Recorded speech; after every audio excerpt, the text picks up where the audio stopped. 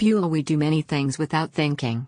None of which would happen without unconscious faith. Most people can walk, talk, breathe, and your heart keep beating without a thought. There are so many things you do every day that you don't think about. You don't question them because you know you can do them. When you were a child, there were lots of things you did not know how to do. You were unable to walk, so you tried and tried until you succeeded. The same thing about talking and so many other things. In the first 5 years of your life, you will learn a vast range of life skills. Next level is school learning the 3 R's, life skills all. As you got older, you get your first car, you learn how to drive it. When you know how to drive it, you do it without thinking. When you know you can perform a skill, there you go. Do your own scene. Faith in your fellow man has its moments. We all know what it's like to be let down by someone we love. We have all let someone down, even when we tried our best. Sometime life can get in the way, but you cannot let that stop you. When you keep the faith in people, you can't give up on them. As long as people keep trying, let them know you still believe. I will say that sometimes people make you let them go. Build your own scene. Mahatma Gandhi once said, you must not lose faith in humanity. Humanity is like an ocean. If a few drops of the ocean are dirty, the ocean does not become dirty. Learn to trust your gut about people. Have you ever gone a plane trip? Did you trust the pilot and the crew? Asking the pilots for their license or a bus driver, it would get you kicked off. You trust the airline or bus company staff.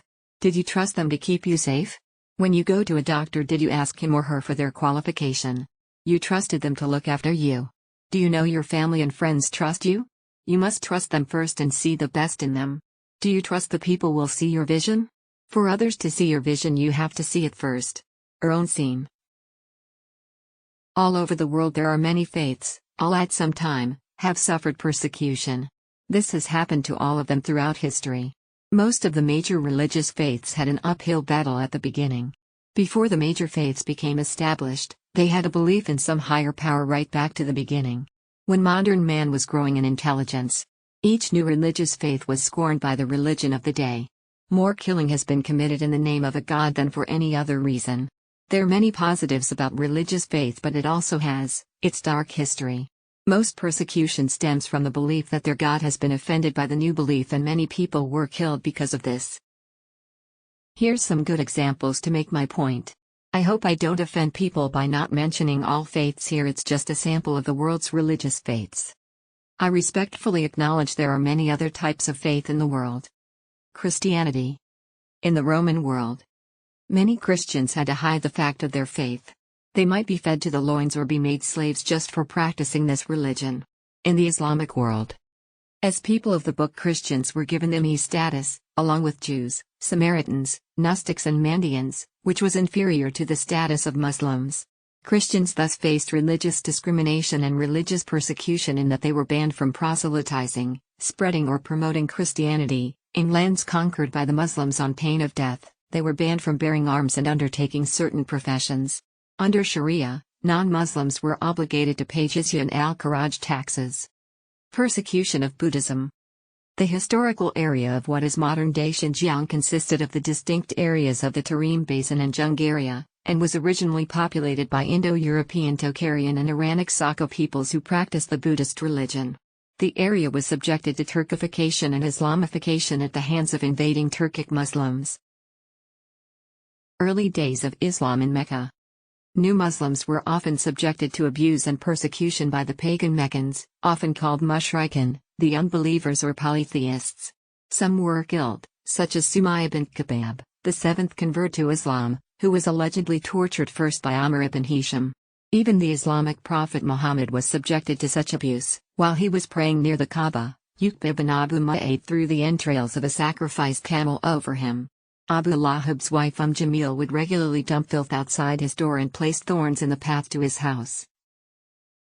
Imperial Japanese forces slaughtered, raped, and tortured Rohingya Muslims in a massacre in 1942 and expelled hundreds of thousands of Rohingya into Bengal in British India.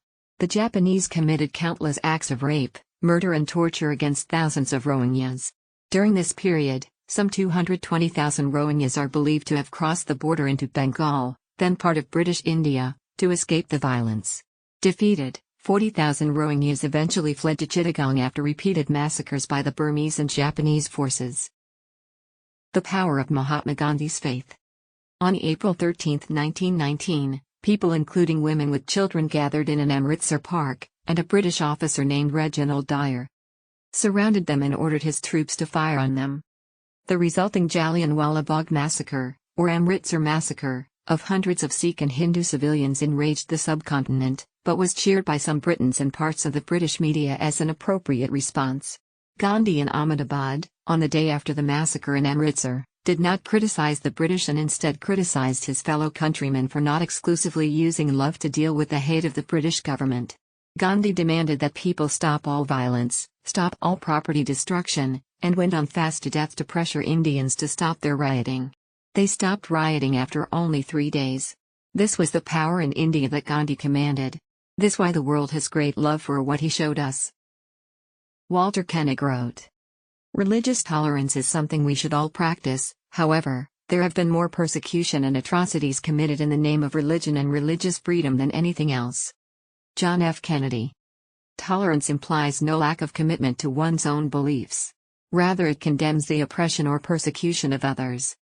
The point I'm trying to make is that if you believe something different than other people, you may have to fight for that belief.